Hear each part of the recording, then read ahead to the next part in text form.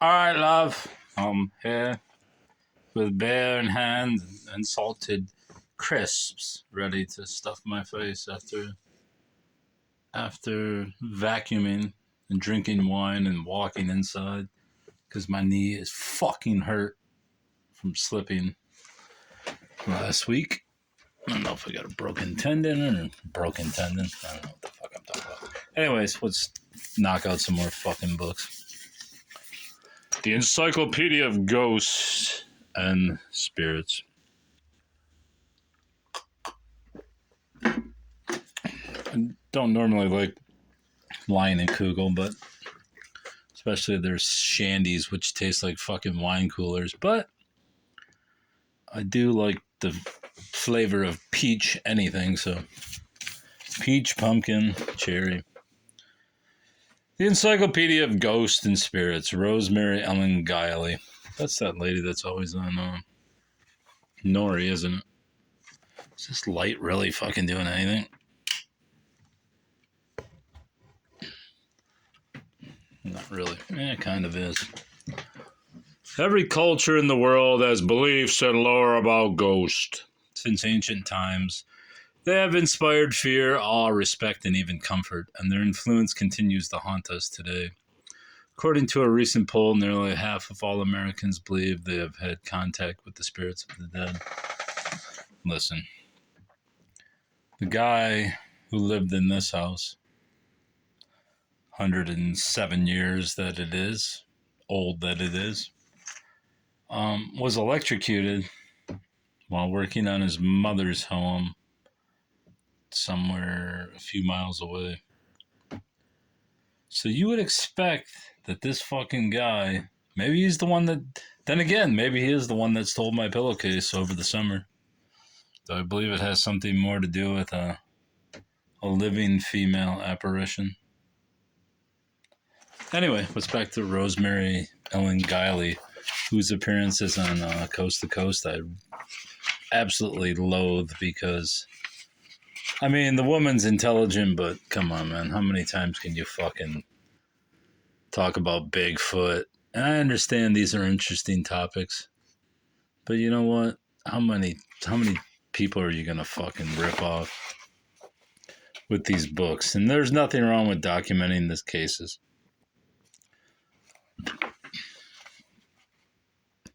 Speaking of ghost hunters, the Fox sisters were the ones who started the whole entire spiritualism movement by faking ghosts.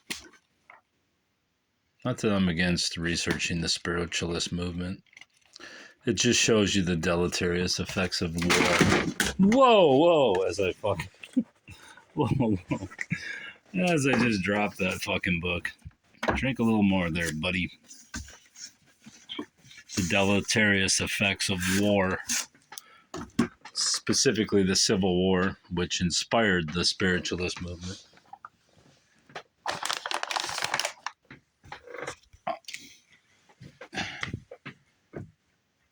Defeated nations, such as ours, and Japan, and Germany, as you are well aware, turn to strange coping devices. I mean, the Germans are into all kinds of weird shit, like She-Wolf of the SS, self-immolation. We're going to get rid of all traces of Hitler. Listen, Hitler ain't going away. The history of Hitler needs to be studied and denounced as a form of collectivism, which we have here in this country as well. Anyway, shut up and get back to Ghosts. The Gallery of Ghosts by James Reynolds, foreword by Lon Chaney. That's kind of interesting. Ghosts, as is well known, are remarkable in many ways. One of their more intriguing characteristics is a curious reluctance to leave their familiar haunts. They show almost no inclination for travel abroad, although such experiences would give them obvious educational advantages. But no, they continue to walk through the same echoing halls, along the same dimly lighted corridors, Up and down the same creaking stairways, moaning, groaning, clanking chains. Why the fuck would you clank a goddamn chain? Let's be honest. Why would you clank a chain if you're miserable and stuck in purgatory? Why the fuck would you clank a chain? Wouldn't you fire a goddamn Uzi or explode a bomb? Why would you clank a chain if you have all access to every material in the world? Wouldn't you like collapse houses? But no, you're gonna clank a chain. It makes no sense.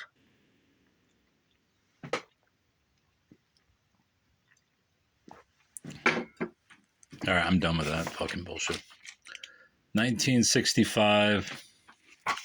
See if there's any illustrations. The Altered Master of Chateaubois Chase. Let's see. Oh, there's an illustration in the Gallery of Ghosts.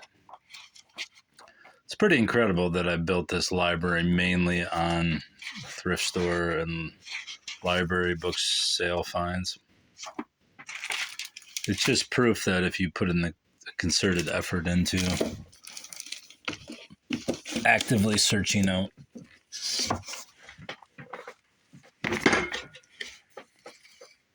books on the cheap, you can build a decent library. Of course, I don't really read books. I read mostly newspaper articles online.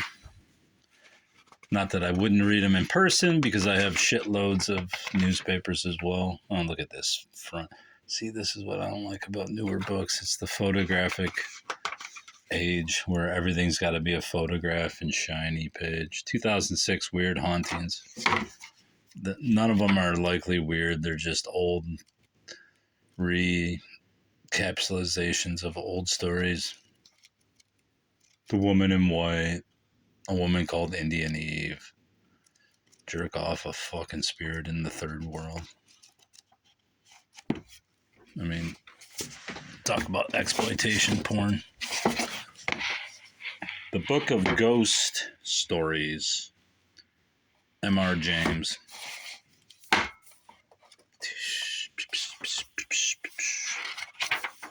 Look at this guy, this grim bastard. M.R. James. Edited by Peter Haining. What year do we have here? 1979. Forward. M.R. James. Dr. Montague R. James is the same guy. And identifying old MSS M.R. James. They're all basically M.R. James and the mystery of a Satanist picture. Let's go see Satan. Let's cohabit a few minutes with the mystery of Satanist picture. From a correspondent. Dr. James was an avid reader of the Times and a not infrequent correspondent to the letters column on subjects as diverse as apocrypha, old manuscripts, gargoyle storks, and the Eton wall game. None of the notices of the French art exhibit at Berlin Houses mention the peculiar and sinister fame of the Annunciation from blah, blah, blah. I'm not reading French. When it comes to French, that's when I stop. Not that I'm uncultured, even though I am. There we can speak of uncultured savages. James von Prague. One of the biggest shysters in the history of shysterism.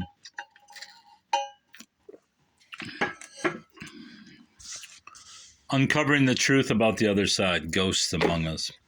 From a very young age, James von Prague was aware of a dimension that most of us cannot see. No, he wasn't. Fuck that guy. I mean, honestly, him and Sylvia Brown are fucking goddamn her soul. Just repulsive fucking shysters.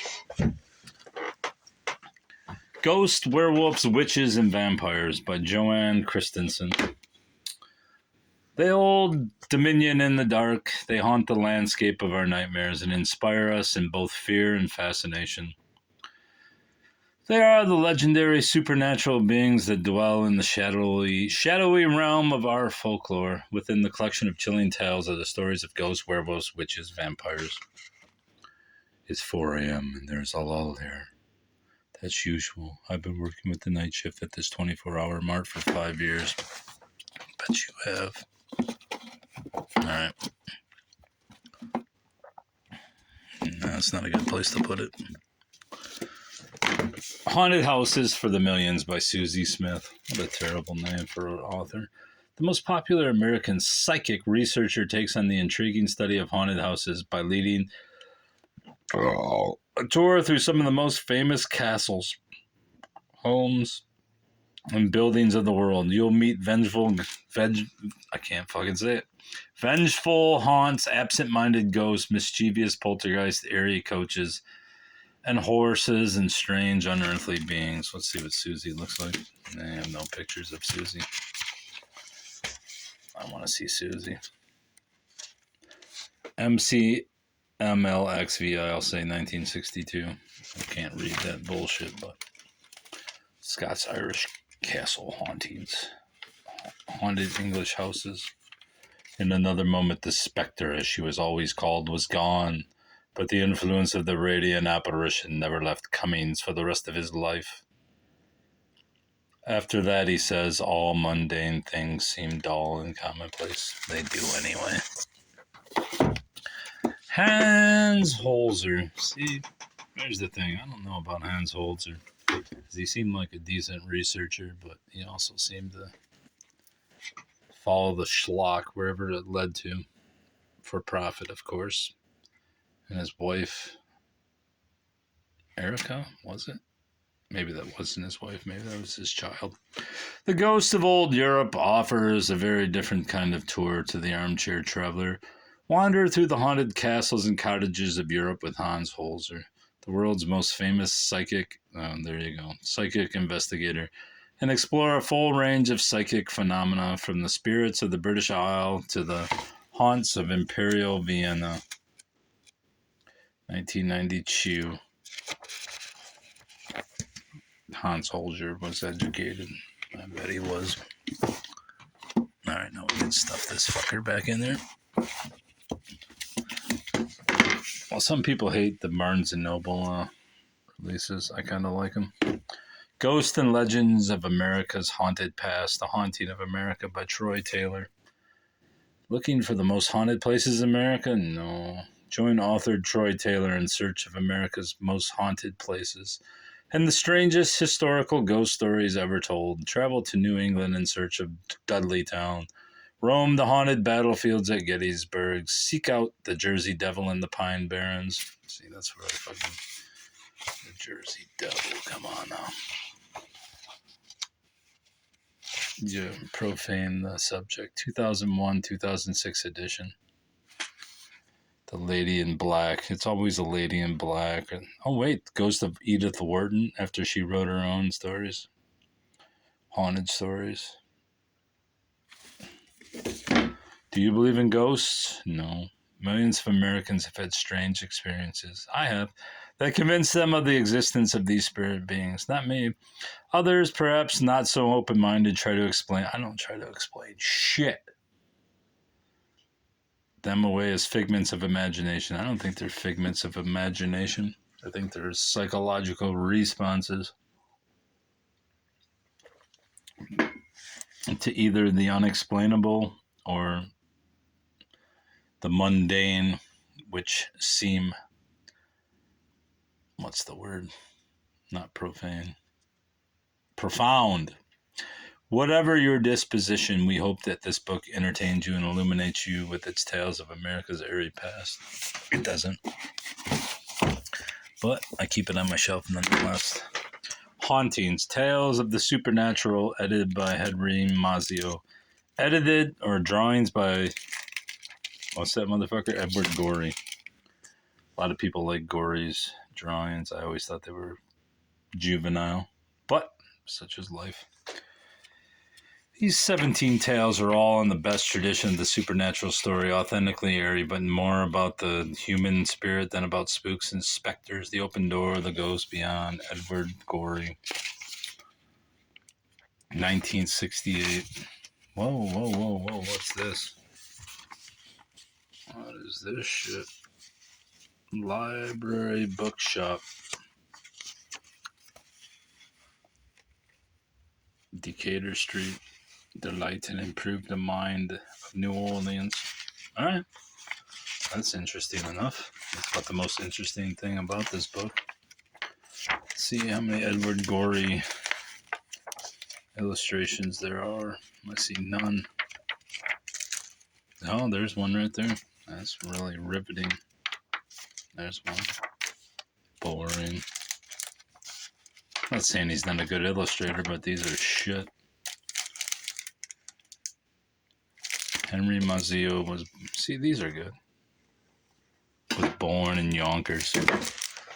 10 strikes against him. He's from New York. Spooks Deluxe by Danton Walker. Unsalted version. Woo! See, I like this book just because it's got chintzy ghosts. 1956 by Danton Walker.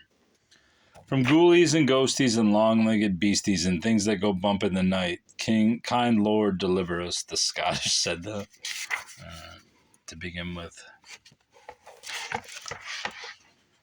Ida Lupino's story. Hollywood supplied me with a surprising number of good stories about supernatural lines. Paul Coates, a columnist for the Los Angeles Metro.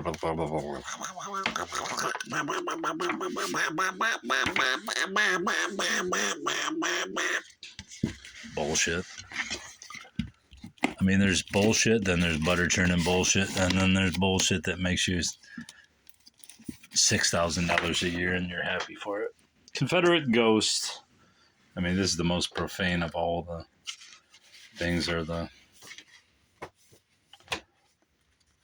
books on the wars, which produced Ghost. Susan Kreitz. Never before published true ghost stories. I ain't promoting your bullshit, lady. There's another Civil War book. I hate the Civil War almost as much as World War II. World War I is pretty innocuous just because, I mean, it was amid the two wars that ruined America. Authentic accounts of the strange and unexplained. I mean, how are they authentic? And the many strange stories of the American Civil War that don't appear in any history books. This is another Barnes & Noble's book, 1999, by Christopher Coleman. Every March 31st, a ghost brigade can be seen. No, they can't. Southwest of Petersburg, one night during the siege, a Union detachment worn down by fatigue and constant combat mistook a federal column coming to relieve them for an approaching enemy force. Victims of friendly fire, many men died that night for naught. I mean, let's be honest. They didn't die for anything in any of these other wars. This is a good cover. Charleston Ghosts by Margaret Rhett Martin, or as new vernacular insist, Martin, Kitten. 18 delightful tales about Charleston in the Low Country, told as only a native Charlestonian could tell them. Where is Charleston? North Carolina, or is it Virginia? Oh, South Carolina. I was fucking close. Whoa! We got a skull. You know there's serious business when there's a skull involved. I mean, I hate these people. Chicago Haunts 3. Locked Up Stories from an October City. What the fuck's Ursula Bielski? You should be embarrassed of yourself, Ursula. I mean, your name sounds Polish, Bielski. 2009. I mean, I'm not against documenting ghost stories.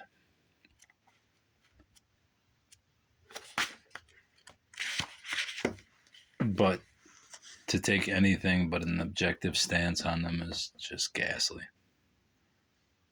Nelson Algren called Chicago an October sort of city, even in spring. And Chicago Haunts and more Chicago Haunts. Ursula Bielski took readers on unnerving tours of this, her city, where the chill of death is always in the air. Profound.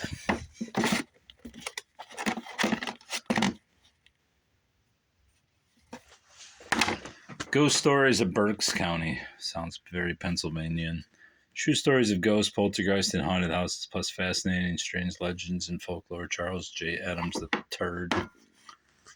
When it comes to raising the hair on the back of your neck, bringing on a bad case of the goosebumps.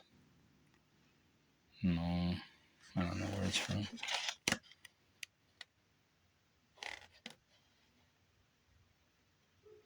Berks County. Does sound very Pennsylvanian. Reading Pennsylvania, I told you. Let's skip along. We got many moons to go. Ghostly adventures, chilling true stories from America's haunted hotspots. Christopher Balzano. Hey, Balzano. 2008. There are certain towns that we all associate with ghost stories. No, we don't. Don't lie to me. If you're going to give an objective truth, that's fine, but don't give me this bullshit. Ghosts, True Tales of Area Encounters by Robert C. Bellick. The famous Victoria ghost who appeared to a tour group listening to her story, the little boy playing with a red ball in Nanaimo, the phantom helper in a restaurant kitchen. These are among the true stories in Robert Bellick's New Ghosts. Encounters with entities from a different reality do occur in the rational modern world. The experiences collected here range from colonial days to the... I mean, yeah. Oh, these are from Vancouver. Expand and updated collection of stories, some for British Columbia. Right. The Ghost of St. Augustine by Dave Lapham. Ghost, unearthly presences, things that go bump in the night. St. Augustine, America's oldest city. Did not know that. Has them all. The unique and often turbulent history of the ancient city has spawned more than 400 years of shadowy figures of the dark hours. Author Dave Lapham has collected 24 stories from St. Augustine's rich oral history into a light yet sometimes hair-raising encounter with the spooky side of the oldest city. As I said, I did not know that. The Ghost of Tidewater and Nearby Environs. Look at that lady. Charles City, Chesapeake. This is definitely Virginia. Dare You Not Believe. Look at that owl. I mean, I believe in him. A mystery ship that vanishes in the mist. An ashen-faced young lady who rises from her gravesite. No, she doesn't. The spectral lights of a ghost train. A dead admirer who returns to sing on his loved one's tapes. Phantom pit bulldogs romping in a garden. A psychic's vision, which unlocks a 100-year mystery. I really hate the Old West. I don't know why. It's a pretty good block cut, though, by Betty Baker. Great ghost stories of the Old West. Not all ghosts are confined to ancient castles. Creaking old houses or deserted graveyards. Some of the most colorful specters in the history of haunted crossing the Atlantic with the Jamestown settlers followed the American pioneers westward. No, they didn't. And probably still lurk in the canyons. They don't. Quit lying to people. Quit trying to make them believe. 1932 originally. This is a 1968 Western Writers of America book. Then Johnny saw the mirage. Yeah, Johnny didn't see shit. Haunted Heartland. True ghost stories from the American Midwest. Beth Scott and Michael Norman. I think I have this in paperback somewhere too. The room was barely large enough for a single bed and a closet. Reached by a door off the kitchen, it seemed to have been added to the house as an afterthought. On a morning shortly after they had settled in, Bill climbed in the bed. He had just finished his shift and promptly fell asleep. But within minutes, he was reeling from the most chilling, lifelike dream he had ever had. He awoke gagging, the sweat pouring from his body. He glanced nervously at the closet door. In his dream, he had opened the door. Propped against the wall inside was a mutilated, blood-soaked corpse. I bet there was. Beth Scott and Michael Norman. Taking advantage of readers since 1985. Another Barnes & Noble's book. See, this one is pretty good. Haunted Hikes.